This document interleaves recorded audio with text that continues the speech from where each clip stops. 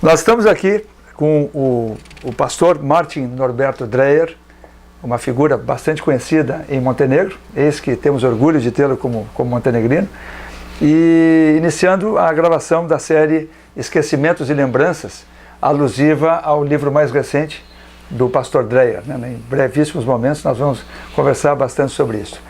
Eu pedi a ele antes de iniciarmos, na semana passada, quando planejávamos, eu pedi a ele que nos fornecesse um currículo, E como traço de modéstia, facilmente reconhecível com quem convive um pouquinho com ele, ele disse, na orelha do livro tem alguma coisa, Mas eu, não satisfeito, busquei informações um pouco mais precisas e não vou aqui me alongar demais nisso, mas é importante realçar que o pastor Martin Dreyer, ele tem uma larga folha de serviços acadêmicos prestados.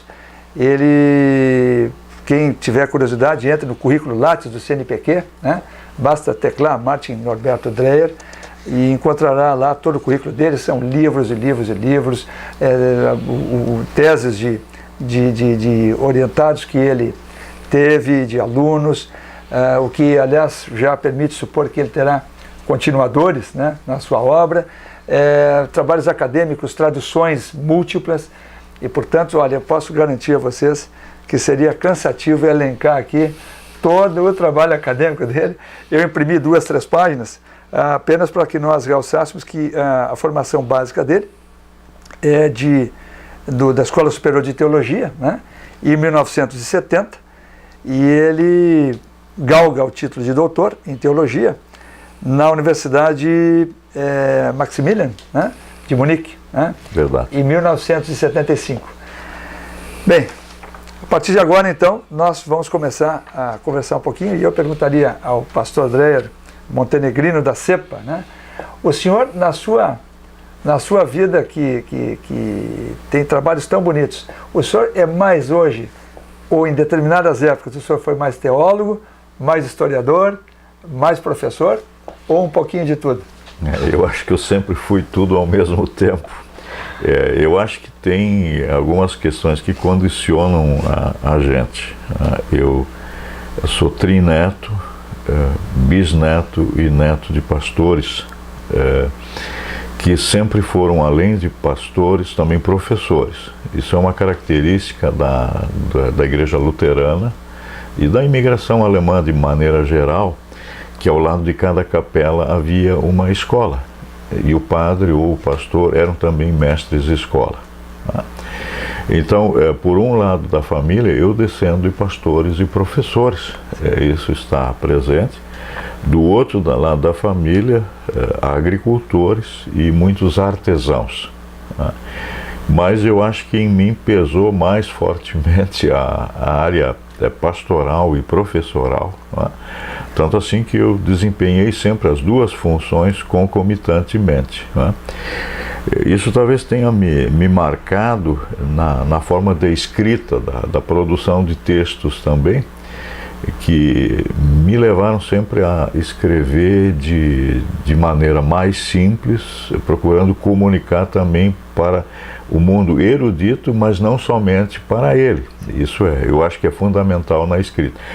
Tanto assim que uma das críticas que me foram feitas após a defesa da tese de doutorado na Alemanha, que é diferente do que se faz aqui no Brasil, onde você só é examinado quanto ao texto que você produziu como tese, e na Alemanha você caminha por toda a área na qual você se especializou. E depois de encerrada a banca e aprovado, eu fui chamado pelo decano da Faculdade de Teologia. A minha tese tinha sido na área de História da Igreja, e o decano da Faculdade de Teologia me disse: o senhor, a gente sempre era senhor, o Herr, o Herr, o senhor está voltando para o Brasil agora? Eu digo sim. E o senhor vai ser pastor lá? Eu digo sim, é o que eu pretendo continuar sendo. Mas nós gostaríamos de dizer para o senhor que nós não gostaríamos que o senhor ingressasse na vida acadêmica. Eu digo, como assim? Porque foi com essa finalidade que a minha igreja me indicou para fazer a pós-graduação, para poder atuar mais tarde nessa área, formando pastores e pastoras. Posteriormente eu ainda entrei realmente numa universidade que foi a Unicinos, em São Leopoldo. Sim. E eu digo, mas por que? Não, porque o senhor não é wissenschaftlich o suficiente, científico né? o suficiente. Eu digo, como assim? Não, o senhor puxa tudo logo para o prático. Eu digo, olha, talvez isso seja uma peculiaridade minha, eu não consigo fazer a ciência pela ciência, mas sempre com uma função, ela tem que chegar até as pessoas implicadas. Não é? Na década de 70, estava em voga a filosofia da libertação e a teologia da libertação, e aí o conceito da praxis era muito importante. Você tinha que, quando fazia ciência, estar voltado para o povo e para a emancipação desse povo. Então você era um intelectual orgânico, não é? Era uma expressão muito usada. Você tinha que ser um mediador para uma melhoria da formação cultural em geral do povo. Então isso um pouco sobre a minha forma de ver e de ser, e por que eu caminho sempre sobre dois pés, ora mais de um lado, ora mais de outro. Sim. Essa vocação, o senhor sentiu em que idade mais ou menos o senhor se sentiu inclinado a seguir os antepassados, né? Em Montenegro eu me criei praticamente dentro de um círculo bastante restrito, que era a comunidade evangélica de confissão luterana em Montenegro. Os primeiros cultos luteranos em Montenegro foram feitos na casa de meus trisavós montenegrinos, não é? O Jacó Schilling e a esposa dele, que era da família Schreiner, não é? Eles moravam junto ao cais, ao lado da Câmara de Vereadores atual de Montenegro, a antiga usina. Né? E lá, há exatos 150 anos atrás, foi celebrado no mês de maio o primeiro culto luterano em Montenegro, e criada a comunidade evangélica de Montenegro. Então isso é o meu lado paterno. Mamãe veio posteriormente para Montenegro, para trabalhar no Hospital Montenegro. Mas então existia do lado do meu pai já uma tradição de ligação à igreja. O papai, quando não era um mordomo do cemitério luterano em Montenegro, ele sempre fez parte da diretoria da comunidade luterana. Para quem não conhece, seu pai chamava-se Walter Carlos Dreher. Eu tive a oportunidade de conhecê-lo, né? Eu tenho idade suficiente para conhecer essas pessoas. Ele hoje... Ele teria 94 anos, se vivo fosse. Deus o levou mais cedo. Mas, e pelo lado materno, onde estão esses pastores todos, mamãe naturalmente sempre nos contava a respeito dos antepassados dela, que eu não conhecia. Eu só agora, nesse mês de março, eu fui conhecer a sepultura do meu trisavô, João Jacó Zink, que está sepultado no Cemitério da Saudade, em Campinas, São Paulo. Né? Então, eu acho que a gente é encaminhado para a vida através dos exemplos paternos e maternos. Né? Então, à noite, você não ia dormir sem antes ter ouvido ou um conto dos irmãos Grimm ou de Hans Christian Andersen. Suaves contos. Terríveis. Eram histórias de terror para criança. Nossa, o pessoal não sabia porque as crianças choravam quando apagavam a luz.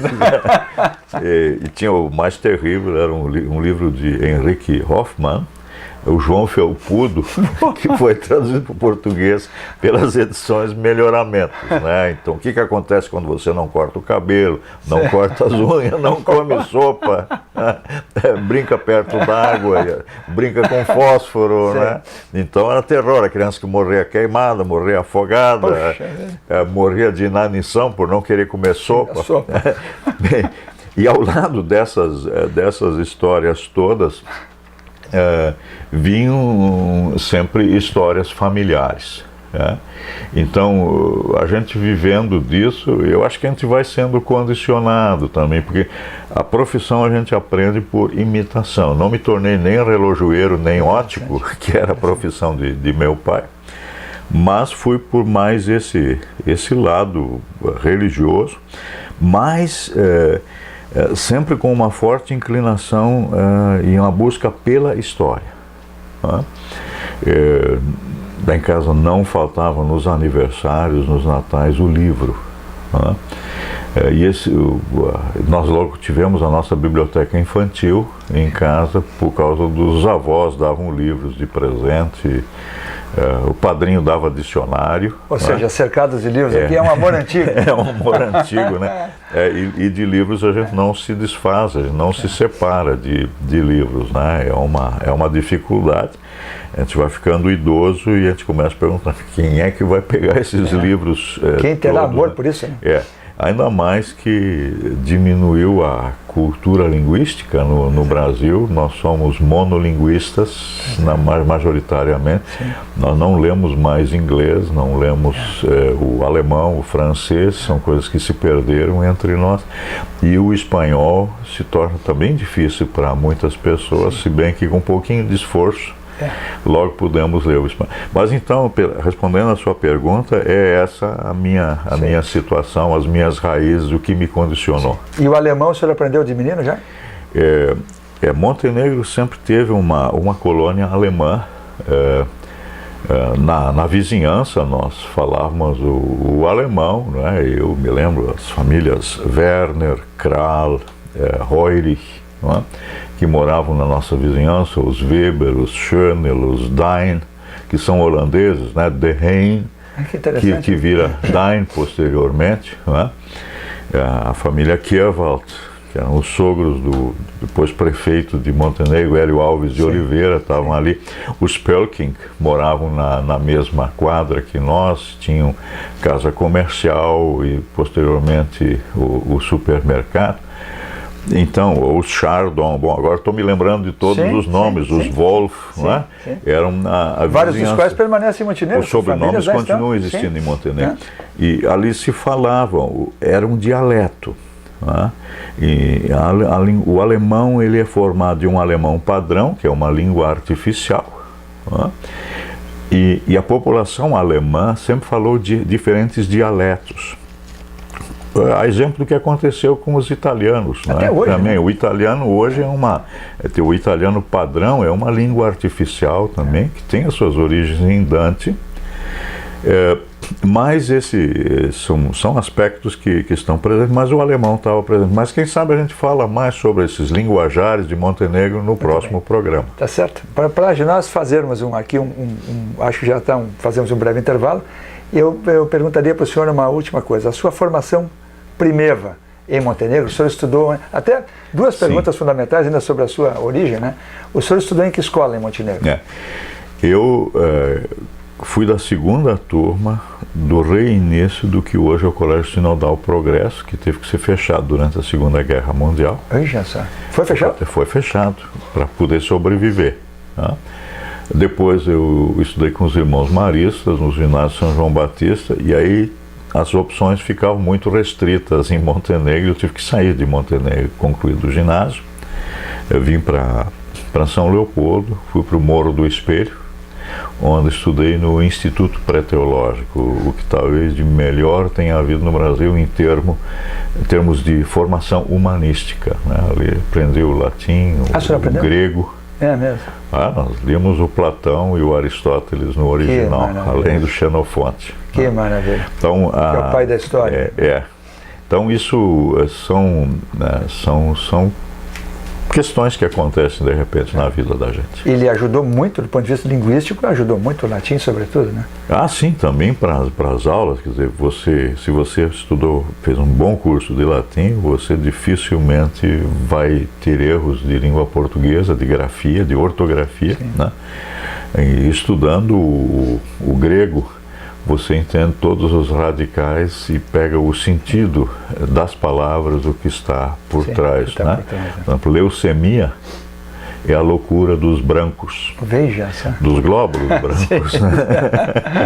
Apesar de talvez possamos dizer que em alguns pontos da história a leucemia foi social também. Verdade.